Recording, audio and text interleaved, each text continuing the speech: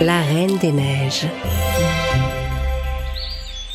Il était une fois un pays lointain où vivaient les deux meilleurs amis du monde. Leurs noms étaient Kay et Gerda. Pendant les longues soirées d'hiver, le passe-temps favori de Kay et Gerda était d'écouter les histoires que leur racontait la grand-mère de Gerda. « Grand-mère, d'où viennent la neige et le froid ?»« Ils viennent de très très loin. » Et la grand-mère commença à leur raconter une histoire. Il y avait un royaume couvert de neige et de glace. La Reine des Neiges vivait seule dans un château de glace qu'elle avait entièrement bâti avec sa magie. La Reine des Neiges était très belle et pure comme de la glace. Mais le cœur de la Reine des Neiges était dur, et son château de glace magique renfermait de nombreux sortilèges. Le miroir de glace était l'un d'eux. À travers son miroir de glace, la Reine des Neiges pouvait surveiller tout ce qu'il se passait dans le monde.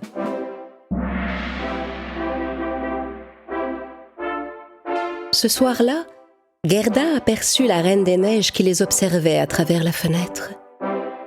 « Ok, grand-mère, regardez, la Reine des Neiges nous regarde par la fenêtre. »« Oh, c'était sûrement un chat gelé par le froid. »« Grand-mère, est-ce que la Reine des Neiges peut venir ici ?»« Qu'elle essaie, je la jetterai tellement vite dans la cheminée qu'elle fondra aussitôt et se changera en reine de l'eau. » Dans le miroir de glace, la Reine des Neiges entendait tout ce que Kay disait. « Alors tu veux me jeter dans la cheminée et me changer en reine de l'eau ?» Éclat de glace, je vous ordonne de vous envoler. Trouvez ce garçon et faites que ses yeux et son cœur m'appartiennent. Que tout ce qui l'entoure devienne laid à ses yeux et que l'amour à jamais déserte son cœur. La Reine des Neiges ordonna à ces éclats de glace de s'envoler et soudain une tempête de neige se souleva devant la maison de Gerda. Les éclats de glace filaient à toute vitesse en direction de la maison. Se demandant ce qu'il se passait, Kay alla ouvrir la fenêtre. Gerda tenta de l'arrêter. « Kay, non !» Mais il était trop tard. « Ah, mon œil! J'ai quelque chose dans l'œil! Ah, mon cœur! Qu'est-ce qui se passe ?» Les éclats de glace ensorcelés par la Reine des Neiges avaient frappé Kay dans le cœur et dans les yeux. Et Kay devint alors une autre personne. Quand Gerda voulut lui demander ce qui lui arrivait, il cria sur elle. « J'ai rien, je vais bien. Fiche-moi la paix. » C'était étrange. Kay n'avait jamais parlé méchamment à Gerda. Elle ne comprenait pas pourquoi il se comportait comme ça. Le lendemain matin, Kay était toujours aussi désagréable. Quand elle le vit sortir son traîneau, Gerda lui demanda où il allait, mais il refusa de lui répondre. Il monta sur son traîneau et s'éloigna. Gerda courut derrière lui, mais ne réussit pas à le rattraper. Soudain, comme sortie de nulle part, la Reine des Neiges apparut sur son traîneau et Kay se mit à la suivre. Stupéfaite, Gerda les regarda s'éloigner tous les deux sans pouvoir rien faire. La Reine des Neiges emmenait Kay dans son château de glace. Gerda passa des journées entières à sa fenêtre à attendre le retour de Kay. Au bout de quelques mois, l'hiver était passé, mais Kay n'était pas revenu. Ne pouvant plus y tenir, Gerda prit une décision. N'emportant que le miroir que lui donna sa grand-mère, elle partit à la recherche de son ami le plus cher.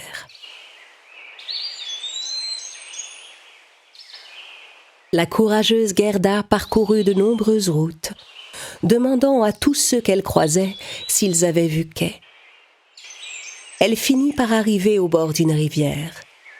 Elle regarda autour d'elle, mais ne vit personne à qui demander des nouvelles de Kay. Elle demanda à la rivière, mais n'obtint aucune réponse. C'est alors qu'une mouette s'approcha d'elle. « La rivière pourra certainement t'apporter une réponse, Mais il faut que tu lui offres un présent. Gerda enleva le collier auquel elle tenait tant et le laissa tomber dans l'eau de la rivière. Il se produisit alors un miracle. Sortant de nulle part, une barque apparut juste devant elle. Gerda se dit que la rivière avait apprécié son cadeau et lui en faisait un à son tour. Dès qu'elle fut montée dedans, la barque se mit toute seule en route.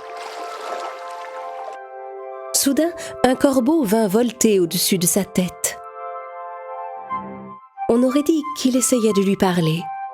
Alors Gerda commença à le suivre. Elle suivit le corbeau pendant un long moment, jusqu'à atteindre les mers de glace. Là, le corbeau alla se poser sur un bateau pirate qui était coincé dans la glace. Gerda le suivit sur sa petite barque et monta à son tour sur le bateau. « Alors c'est sur ce bateau pirate que j'irai au château de la reine ? » Oh !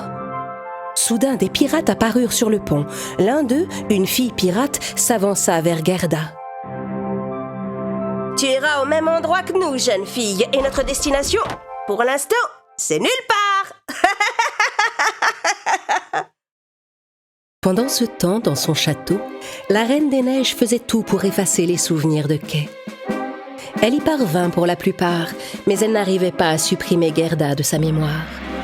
Gerda, Gerda, toujours Gerda. Bientôt ton cœur ne sera plus qu'un morceau de glace et tu n'auras plus le moindre souvenir d'elle. En apprenant que son ami Kay était retenu prisonnier dans le château de la Reine des Neiges, la jeune pirate expliqua à Gerda qu'il n'y avait aucun moyen de le sortir de là et qu'elle ferait mieux de l'oublier. « Non, pas question. C'est mon meilleur ami, je le retrouverai. » La pirate ne comprenait pas bien l'entêtement de Gerda. Elle aurait bien voulu qu'elle reste auprès d'elle et devienne son amie, mais Gerda était déterminée à retrouver Kay. « Je ferai n'importe quoi pour sauver mon ami Kay. » N'ayant aucun ami, la jeune pirate était impressionnée par l'obstination de Gerda et elle décida de l'aider. Le lendemain matin, au lever du soleil, la fille pirate amena un renne à Gerda. C'était le renne le plus rapide de tout le royaume des neiges, et il pouvait guider Gerda jusqu'à son but. « Promets-moi que tu vas attraper cette sorcière des glaces. Comme ça, tu sauveras notre bateau. Je te le promets, je n'oublierai pas ce que je te dois. » Sur le dos du renne, Gerda reprit sa route. Pour commencer, il fallait qu'elle trouve le moyen de vaincre la Reine des Neiges. Et le renne allait lui montrer comment faire.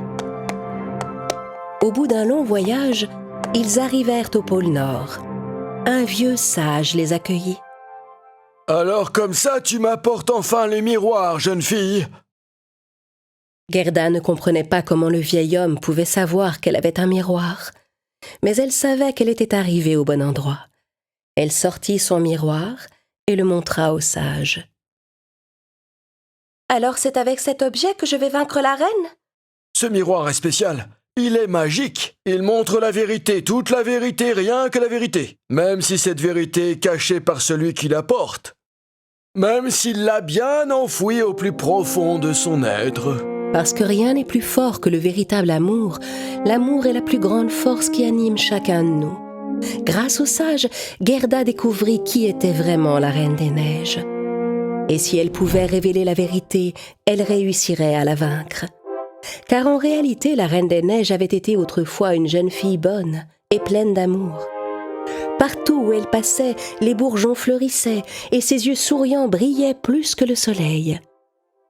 Cette joyeuse jeune fille si spéciale s'appelait Lila. Mais tout le monde la considérait comme une sorte de sorcière et personne ne voulait lui parler ou jouer avec elle. Délaissée de tous, Lila perdit peu à peu sa joie de vivre et se mit à tout détester et à haïr tout le monde. Et un jour, elle fit un vœu. « Que ceux qui sont méchants avec moi se changent en glace !» Et elle se bâtit un château fait de glace et de neige pour y vivre loin de tous, seule, sans joie et sans amour. Gerda arriva chez la Reine des Neiges et entra dans son château. Elle vit Kay qui était occupée à faire une sculpture de glace. « Oh Kay, tu es là, je t'ai retrouvée. Kay, Kay, c'est moi. Gerda, tu ne te souviens pas de moi ?» Kay regarda Gerda, mais ne la reconnut pas. Son cœur, comme tout ce qui se trouve ici, s'est transformé en glace. Gerda ne se soucia pas de ce que disait la Reine des Neiges. « Mais laisse-le donc. Il est à moi maintenant. Et toi aussi, je vais te transformer en glace. » « Oh non, vous n'y arriverez pas. Kay, je t'aime tellement. » Kay commença peu à peu à retrouver la mémoire. « Gerda, mais oui, je me souviens de toi. » Furieuse, la Reine des Neiges brandit sa baguette magique aussi vite que l'éclair et lança son sortilège de glace. Au même moment, Gerda sortit son miroir et le dressa face à l'éclat de glace. En frappant le miroir, le sort disparut instantanément. Et c'est alors que la Reine des Neiges regarda dans le miroir de Gerda. Mais ce n'est pas son reflet qu'elle y vit. C'était le visage d'une petite fille. Le visage de Lila. Soudain, la Reine des Neiges redevint la charmante jeune fille qu'elle était vraiment. « Merci infiniment. Maintenant, je sais qui je suis. Me voilà enfin libre. Au revoir, mes amis. » Kay et Gerda se regardèrent en souriant. Désormais, plus rien ne pourrait les séparer. Et ils continueraient de grandir ensemble, comme les roses qu'ils avaient plantées dans leur jardin.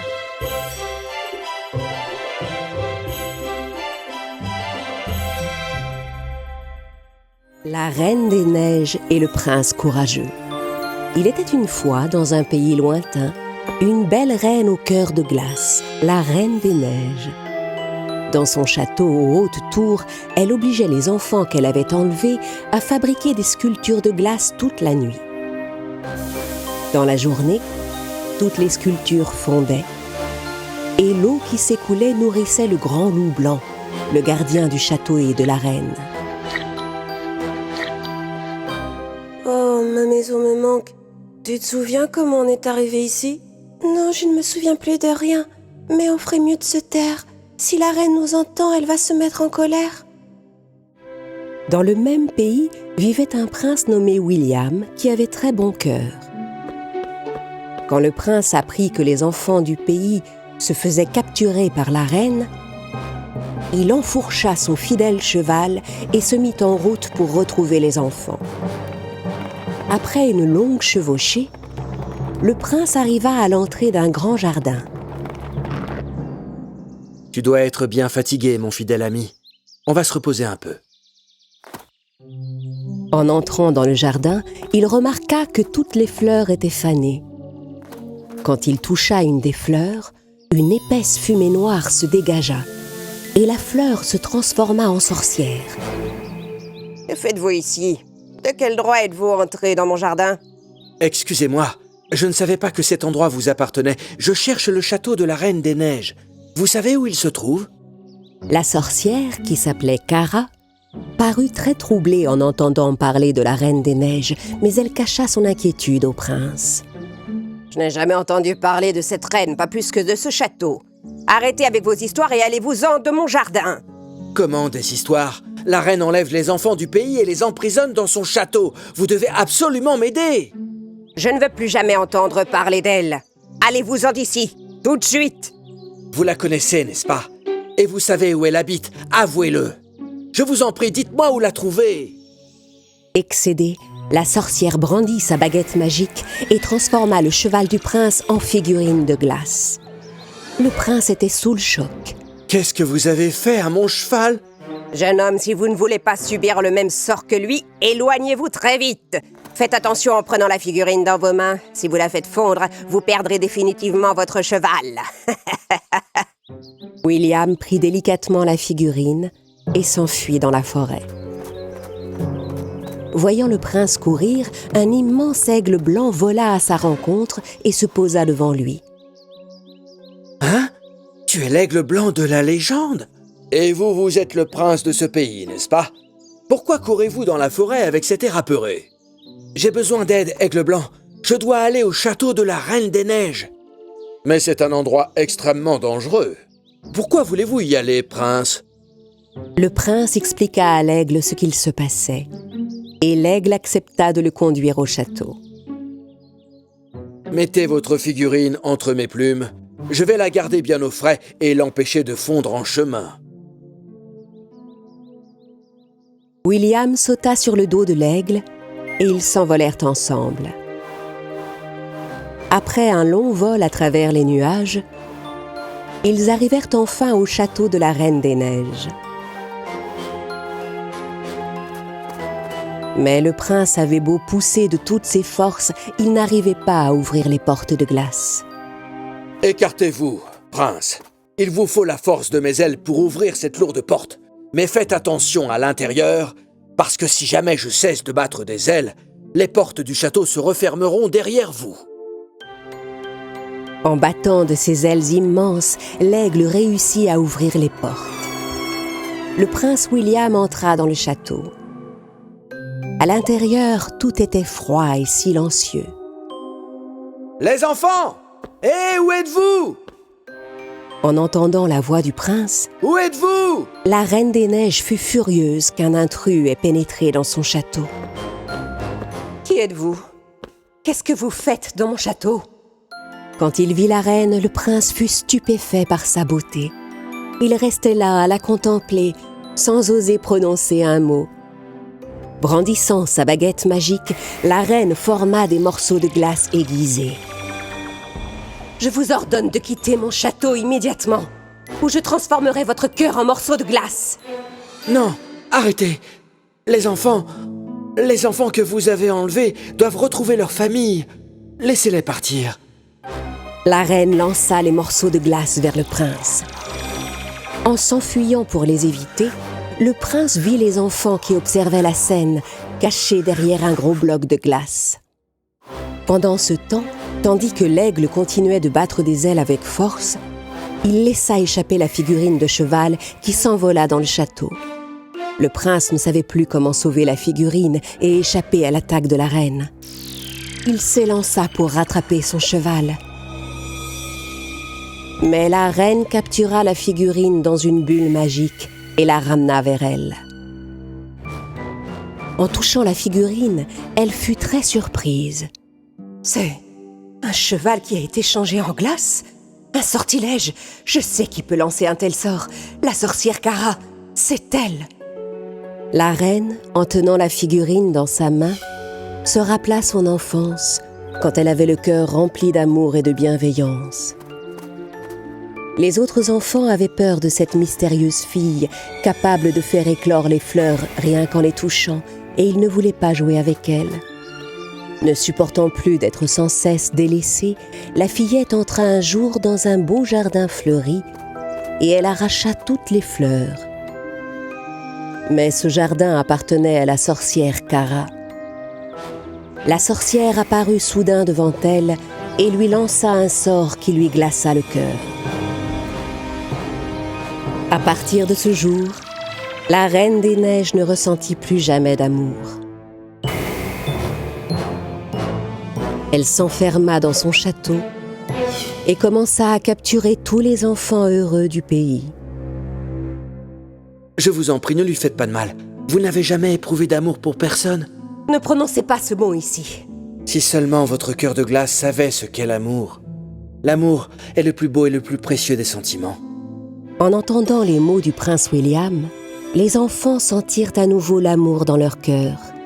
Et cette chaleur leur donna la force de se rebeller et de s'enfuir du château.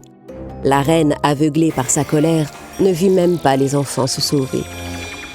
Partez, cette figurine est à moi désormais. Pas question que je vous la rende.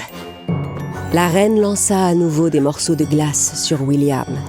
Le prince courut pour s'enfuir du château, quand un des morceaux de glace se planta dans son mollet. Ah! Blessé, William sortit rejoindre l'aigle.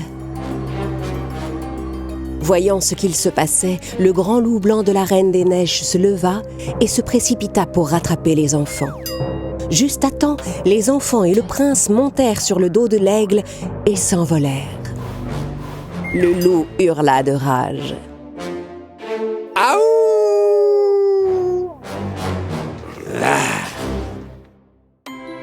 L'esprit du prince était inquiet pour son pauvre cheval, mais son cœur restait empli de l'image de la belle Reine des Neiges.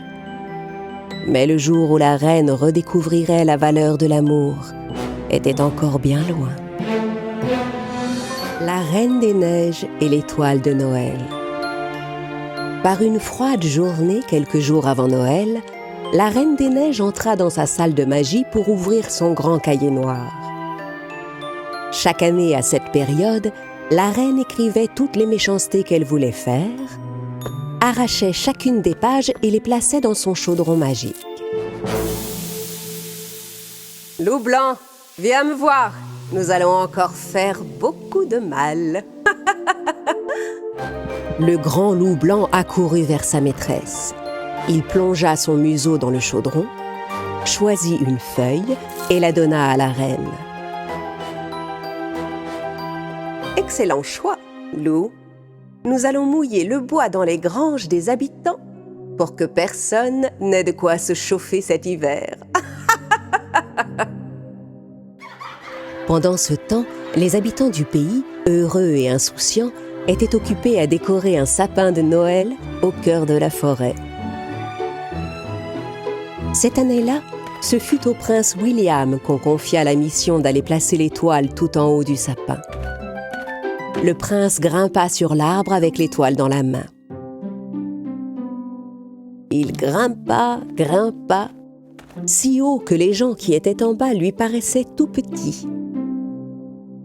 C'est impressionnant, je ne m'attendais pas à ce que ce sapin soit si haut. Malgré tous ses efforts, William n'arrivait pas à monter assez haut pour accrocher l'étoile. Heureusement, son ami l'aigle blanc arriva en volant pour l'aider. Les gens qui voyaient l'aigle blanc pour la première fois le contemplaient avec admiration. L'aigle déploya ses grandes ailes, prit l'étoile dans son bec et l'accrocha délicatement à la cime de l'arbre. L'étoile se mit à briller tellement qu'elle illuminait tout autour d'elle. Oui! C'est beau! Bravo! Regardez! Comme ça brille! Merci beaucoup, mon ami. Dans son château, la Reine des Neiges remarqua une lumière éclatante qui pénétrait par sa fenêtre. Hein? Qu'est-ce que c'est que cette lumière? En regardant en direction de la lumière avec le loup, la reine vit les gens se réjouir et s'amuser au pied de l'arbre et décida d'interrompre la fête au plus vite. « Loup blanc, apporte-moi cette étoile qui brille. Et ne me déçois pas, ou je t'enchaînerai dans ce château et tu ne pourras plus jamais sortir, compris ?» Le loup quitta le château en courant pour exécuter les ordres de la reine. Plus il s'approchait de l'étoile, plus la forêt était lumineuse, et partout les gens rayonnaient de bonheur. Enfin, le loup arriva au pied du grand sapin de Noël et commença à grimper sur l'arbre. Regardez! Tout en haut! C'est le loup de la méchante reine! Oh non! Il va abîmer notre beau sapin de Noël! Au moment où le loup s'apprêtait à décrocher l'étoile avec sa puissante patte, l'aigle blanc apparut juste devant lui. Ôte tes pattes de là! Ne t'avise pas de décrocher cette étoile, vilain loup! Ah! Je vais la décrocher et je vais la rapporter à ma reine! L'aigle battit de ses grandes ailes tout autour de l'arbre et fit un tel vent que le loup finit par tomber. Chaque fois que le loup blanc essayait de se raccrocher avec ses griffes, l'aigle le repoussait en battant des ailes. Une fois le loup à terre, l'aigle se plaça devant lui et créa un tourbillon avec ses ailes. Sous la force du vent, le loup s'envola et retomba plus loin sur un rocher. La patte blessée, le loup blanc se rendit compte qu'il ne pourrait pas vaincre l'aigle. Et il rentra en boitant au château. Mon ami, tu t'es fait mal? Oh non, non, c'est elle, il s'est blessé. Le pauvre, qu'est-ce qu'on fait maintenant? La reine faisait les 100 pas dans son château de glace, quand elle vit avec déception le loup revenir sans l'étoile et la patte blessée. Loup blanc, qu'est-ce qui t'est arrivé? Je vous demande pardon, ma reine. J'ai pourtant tout essayé, mais j'ai échoué. Je n'ai pas pu vous rapporter l'étoile. Tout ça à cause de cet insupportable aigle blanc. La reine était tellement furieuse qu'elle leva les mains et créa un tourbillon de glace autour d'elle. Elle se laissa emporter et s'envola dans son tourbillon. Elle traversa la forêt en faisant tomber tous les arbres sur son passage et arriva jusqu'au sapin de Noël. Quand les enfants virent la reine arriver dans ce tourbillon, ils s'enfuirent en courant. Oh! C'est la reine! La reine des neiges! Sauvez-vous! Vous serez tous sévèrement punis pour avoir osé me désobéir. Le prince William s'avança vers la reine sous la neige qui tombait. Depuis la première fois qu'il l'avait vue, il était resté amoureux d'elle. Mais la belle reine le regardait avec rage. Ce sapin de Noël est un symbole de bonheur et de joie. Ne l'abîmez pas. Le prince montra les gens autour de lui. Vous ne vous rendez pas compte que vous rendez des tas de gens malheureux? J'interdirai qu'on puisse être heureux dans ce pays aussi longtemps que j'y vivrai. La reine lança des éclairs vers le ciel et déclencha une pluie de glace. Tandis que tout le monde cherchait un abri pour se protéger des pointes de glace qui tombaient, l'aigle blanc déploya ses grandes ailes pour offrir un toit aux pauvres gens. Chaque pointe de glace blessait les ailes de l'oiseau. La reine s'éleva jusqu'en haut du sapin, et quand elle toucha l'étoile, celle-ci cessa aussitôt de briller. La forêt fut replongée dans la pénombre. Ce n'est plus dans la lumière de l'étoile, mais dans l'ombre de ma colère que vous vivrez tous désormais. Aucun de vous ne sera jamais capable de me résister. La reine souleva l'étoile éteinte dans un tourbillon glacé. À force d'être ballottée en tous sens par le tourbillon, l'étoile tomba brusquement par terre. La reine, satisfaite, s'en alla sans remarquer que l'étoile était tombée. Pendant ce temps, les enfants entouraient l'aigle aux ailes blessées. Parce qu'il les avait sauvés, ils décidèrent d'appeler l'oiseau Héros. Soudain, 2 yeux apparurent dans l'obscurité. La sorcière, Cara, qui avait glacé le cœur de la reine dans son enfance, avait observé tout ce qui s'était passé. La Reine des Neiges pensait qu'elle avait gagné ce jour-là. Elle ne comprenait pas que c'était à elle-même qu'elle faisait du mal. Parce que celui qui fait le mal récolte toujours le mal, et celui qui fait le bien finit toujours par récolter le bien.